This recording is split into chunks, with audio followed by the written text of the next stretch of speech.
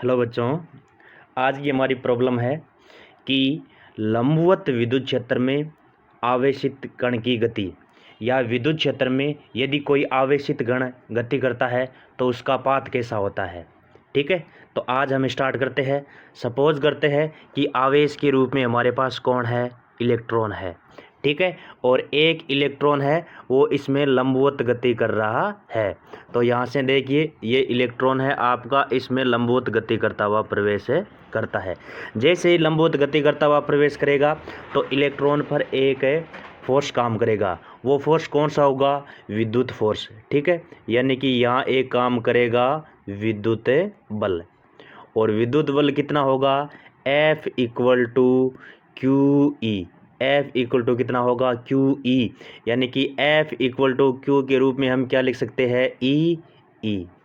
ठीक है, और हमें पता है कि यदि कोई किसी पर बल कार्य करता है इसका मतलब वहाँ एक्सीलरेशन होता है। तो यहाँ हम इलेक्ट्रॉन का एक्सीलरेशन कितना होगा उस चीज़ के बारे में पता लगाएंगे। तो हमें पता है न्यूटन के सेकेंड लॉ के अनुसार एक फोर्स कितना अप्लाई होता है? F equal to m a. दोनों फोर्स है तो इसका मतलब दोनों फोर्स को इक्वल कर देते हैं। एम ए इक्वल टू क्या हो जाएगा आपका? ई। तो ए इक्वल टू क्या आ गया आपका? E upon m. इसका मतलब यहाँ इतना त्वरण काम करेगा।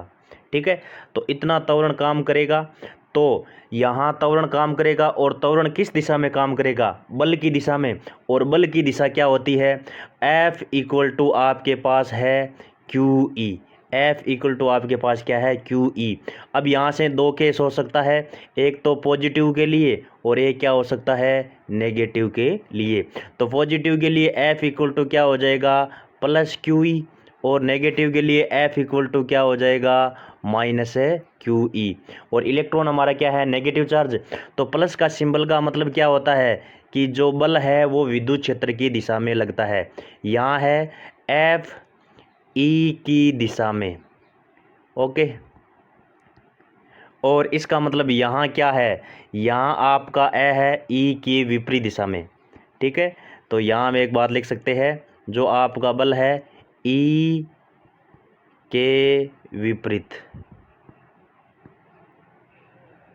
ठीक है, तो इतना बल काम करेगा। यहाँ जब भी इलेक्ट्रॉन प्रवेश करेगा तो इस पर एक बल काम करेगा विद्युत क्षेत्र के अपोजिट दिशा में।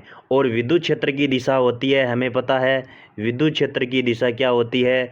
ई की दिशा आपके पास पता होना चाहिए कि प्लस क्यू से क्या होती है? माइनस क्यू होती है। जो विद्युत क्षेत्र की दिशा आपको इस सिंबल से दिखाई गई है। तो यहाँ ई है विद्युत क्षेत्र और यहाँ इसकी दिशा दिखाई गई है। ठीक है, चलो आगे बढ़ते हैं। तो यहाँ कितने प्रकार की मोशन होती है? तो यहाँ से देखिएगा, इसको थोड़ा साइड में कर देते हैं।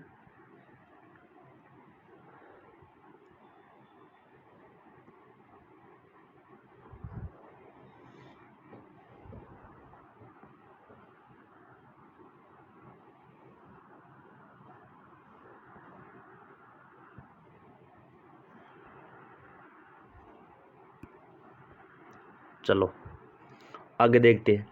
जैसे ही ये इसमें प्रवेश करने की बात आती है तो यहाँ क्या क्या घटना घटित होती है। तो यानी कि कितनी दिशा में गति होगी? तो यहाँ पर क्या होगी? दो दिशा में गति होगी। यानी कि यहाँ पर दो दिशा में गति होगी। दो दिशा में गति होगी। और वो दो दिशा कौन सी है? एक तो है आपकी नंबर एक है एक्स दिशा। ठीक है, और नंबर दो है आपकी वाई दिशा। तो इसका मतलब जब ये v वेग से इसके अंदर प्रवेश कर रहा है तो इसके पास ये कण आगे भी बढ़ता जाएगा वेग के कारण, और आगे भी बढ़ता जाएगा और ऊपर भी जाता जाएगा। ठीक है, तो ये आपका आवेशित कण मान लीजिए यहाँ चला गया। तो सपोज कर लेते हैं कि यहाँ से यहाँ तक की आपकी डिस्टेंस है वो क्या है? एल है। आपकी यहाँ से यहाँ तक डिस्टेंस कितनी है? एल है। ठीक है, एल डिस्टेंस है। और एल डिस्टेंस क्या है? ये है एक्स दिशा में चली गई दूरी। तो कण थोड़ा ऊपर भी जाएगा, तो ये यहाँ से y दिशा में चली गई दूरी क्या होगी, हमें ये ज्ञात करना है। और हमें पता चल गया कि x दिशा में चली गई दूरी कितनी मानी है, हमने l मानी है। और ये सब किस में होता है, t समय में होता है। तो यहाँ से हम बात लिख लेते हैं। सबसे पहले हम सब कंपोनेंट निकाल लेंगे x दिशा के लिए। किसके लिए निकाल लेंगे, x दिशा के लिए या x दिशा में। ठीक है, तो एक चीज़ हम मान लेते हैं, माना t समय में इलेक्ट्रॉन x दिशा में l दूरी चलता है या l पाथ चलता है। ठीक है, l पाथ चलता है।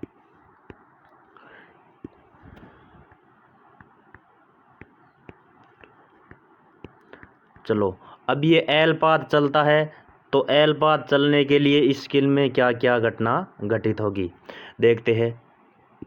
तो सबसे पहले हम इसके लिए निकाल लेते हैं कि x दिशा में चली दूरी तो हमारे पास है l, तो क्या x दिशा का वेग बदलेगा।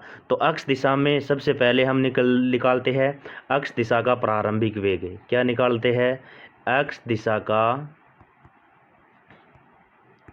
प्रारंभिक वेग। x दिशा का प्रारंभिक वेग आपको पता है कितना है, ux लिख लेते हैं। वो क्या है, ux हम लिख लेते हैं, वो क्या दे रखा है आपको, v दे रखा है। ठीक है, अब इसी तरीके से हम x दिशा का त्वरण भी पता करेंगे। तो अब हम निकालते हैं x दिशा में त्वरण, x दिशा में त्वरण। तो x दिशा में कोई त्वरण नहीं है, तो a x दिशा का है, वो क्या हो गया, 0। तो हम निकालते हैं t समय बाद x दिशा में वेग क्या होगा, यानी कि t समय बाद x दिशा का वेग। तो ये निकालने के लिए हम गति के समीकरण काम लेंगे। तो हम लेते हैं गति की फर्स्ट समीकरण। कौन सी काम लेते हैं, फर्स्ट समीकरण काम में लेते हैं। तो फर्स्ट समीकरण से आप देख सकते हो, यहाँ से जब हम गति की फर्स्ट समीकरण काम में लेंगे, फर्स्ट समीकरण क्या होती है, v equal to u plus a t. x दिशा की बात कर रहे हैं, तो ये भी x दिशा का आएगा, ये भी x दिशा का आएगा, ये भी x दिशा का आएगा। तो यहाँ से आपके पास कितना आ गया है, v x equal to x दिशा का प्रारंभिक वेग कितना है आपके पास है v, और त्वरण कितना है 0, समय क्या है t। तो यहाँ से x दिशा का अंतिम वेग या t समय बाद वेग कितना आ गया है, v नॉट आ गया है। यानी कि x दिशा में वेग क्या रहेगा, कांस्टेंट, या x दिशा में वेग का मान क्या रहेगा, कांस्टेंट। ये वैल्यू क्या रहेगी आपके पास है, कांस्टेंट। ठीक है, तो हम इस यहाँ से t की वैल्यू भी निकाल सकते हैं। तो t की वैल्यू निकालने के लिए आपके पास ये पता है कि हम समय t का मान निकालते हैं, यानी कि समय कितना होगा, इस t की वैल्यू क्या होगी। इस t की वैल्यू निकालने के लिए अभी निकालते हैं, देखना इस t की वैल्यू। तो आपको पता है ये एक समीकरण पता होनी चाहिए। ठीक है, समीकरण क्या होती है कि, या गति की दूसरी समीकरण काम में लेते हैं, कोई दिक्कत नहीं है। तो गति की दूसरी समीकरण से हम काम में ले रहे हैं। तो s इक्वल टू क्या होता है, U T plus half A T square. x दिशा की बात हो रही है, तो s क्या होता है, विस्थापन x दिशा का, ये होता है x दिशा का प्रारंभिक वेग, x दिशा का त्वरण। ठीक है, तो x दिशा में चली गई दूरी आपके पास है कितनी है, l है। x दिशा का प्रारंभिक वेग कितना है, v है, और टाइम क्या है, t है, प्लस हाफ का हाफ हो गया, a क्या है 0, और ये क्या हो गया, t स्क्वायर हो गया। ठीक है, तो यहाँ से देखना L इक्वल टू क्या आ गया, वी टी। तो यहाँ से आपके पास t की वैल्यू कितनी आ गई, L अपॉन v, ये आ गया आपके पास है समय। तो ये मामला यहाँ पूरा होता है x दिशा का। अब हम बात करते हैं y दिशा की। तो यहाँ से देखना y दिशा के लिए, ठीक है, यानी कि y दिशा में गति, y दिशा में गति, सेम वही बात। नंबर 1 प्रारंभिक वेग यानी कि ux, y दिशा में प्रारंभिक वेग। तो जब आपका कण प्रवेश कर रहा है तो आपके पास है केवल और केवल कौन सी दिशा में प्रवेश कर रहा है, यहाँ से हम बात कर रहे, ये आपकी है y अक्ष दिशा और ये है आपकी y दिशा। जब कण प्रवेश कर रहा है तो केवल और केवल किस दिशा में प्रवेश कर रहा है, अक्ष दिशा में प्रवेश कर रहा है। तो अक्ष दिशा में हमारे पास वेग कण प्रवेश कर रहा है तो y दिशा में कोई वेग नहीं होगा। चलो हम यहाँ से निकालते हैं, देखते रहना।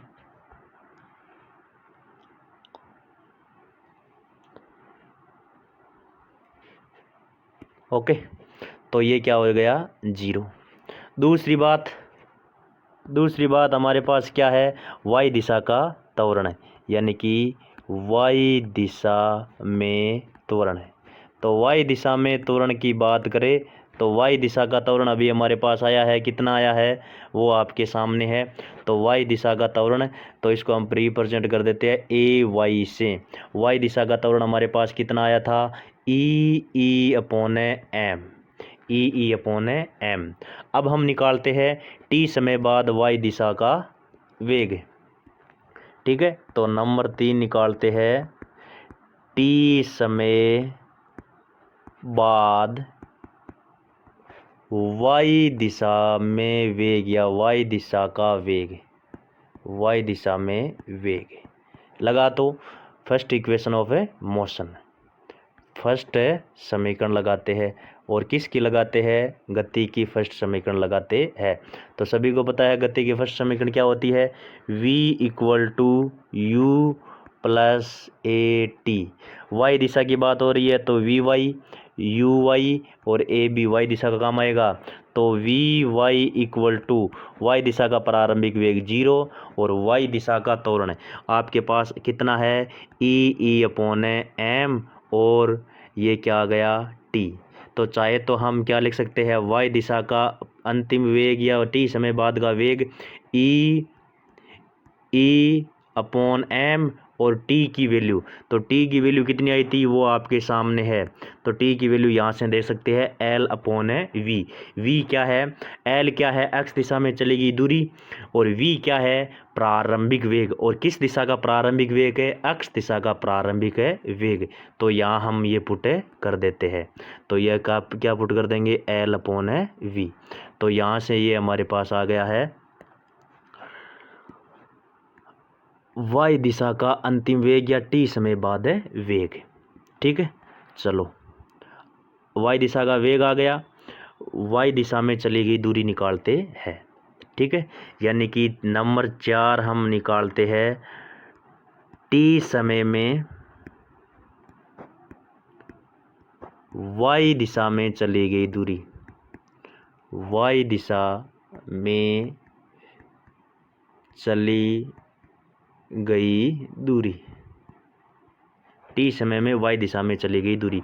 तो गति की कौन सी समीकरण काम लेंगे, सेकेंड, यानी कि second equation of A motion. तो सेकेंड इक्वेशन ऑफ मोशन काम में लेते हैं। तो सेकेंड क्या है, s = ut + ½ at², ठीक है। तो y दिशा में काम आएंगी, तो ये भी y, ये भी y, ये भी y, ठीक है।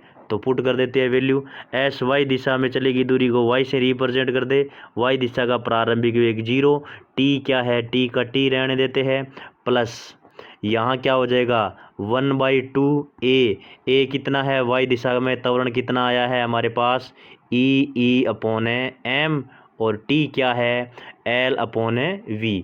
तो ये क्या हो गया, L²/v²। तो ये क्या आ गया आपके पास, हम थोड़ा हाईलाइट कर देते हैं इसको, कि y दिशा में चली गई दूरी जो आ गई है आपकी L/2mv², और यही क्या होती है, इलेक्ट्रॉन के पथ का समीकरण है, ठीक है। इलेक्ट्रॉन के पथ का समीकरण है। चलो अब यहाँ से दोनों बात आ गई है।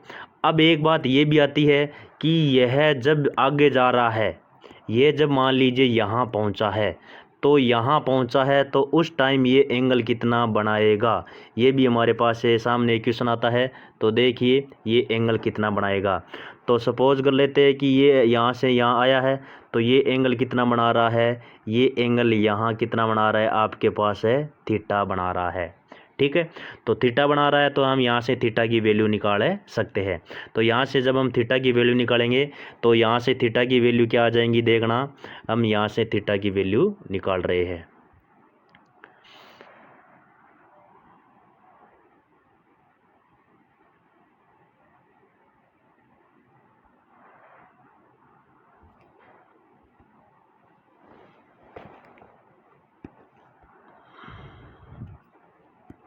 ठीक है, तो देखना हम निकाल रहे हैं इलेक्ट्रॉन द्वारा एक्स दिशा के साथ बनाया गया कोण,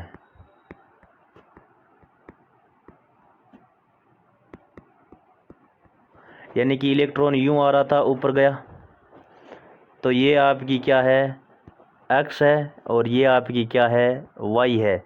तो ये एंगल कितना होगा, तो यहाँ से हम ले लेते हैं tan theta. Tan theta equal to क्या होता है, लंब पौने आधार, और लंब क्या होती है थीटा के सामने वाले, और आधार क्या होता है थीटा के पास वाला। जैसे मान लीजिए ये है आपके पास, अगर ये है आपका थीटा तो ये क्या होगा लंब है, तो ये बच गया, ये क्या होगा आधार। जो 90 डिग्री के सामने होता है वो क्या होता है कर्ण। तो यहाँ से क्या आ गया है हमारे पास है ten theta equal to y दिशा की दूरी अपॉन एक्स दिशा की दूरी। ठीक है, तो वाई दिशा के रूप में हमारे पास क्या आया e M l square upon two, sorry m नहीं है यहाँ पर, 2mv स्क्वायर, और अपॉन एक्स दिशा की दूरी कितनी है l। तो यहाँ से ये कितना आ जाएगा, यहाँ से ये बन जाएगा हमारे पास है टेन थीटा इक्वल टू, ये आ गया हमारे पास एक l से एक l क्या हो जाएगा cancel, E M L upon 2mv square. तो यहाँ से अगर हम थीटा को कहा जाए तो थीटा इक्वल टू क्या आ जाएगा, इस जाकर ये क्या हो जाएगा टेन इनवर्स, ठीक है, tan inverse E M L upon 2mv square. Okay, ये हो गया हमारा इलेक्ट्रॉन जब किसी भी लंबवत विद्युत क्षेत्र में प्रवेश करता है तो उसकी गति किस प्रकार से होती है। ठीक है, तो आप इसका चाहे तो स्क्रीनशॉट ले सकते हैं और इसकी PDF भी आपको मिल जाएगी। ठीक है, धन्यवाद, जय हिंद।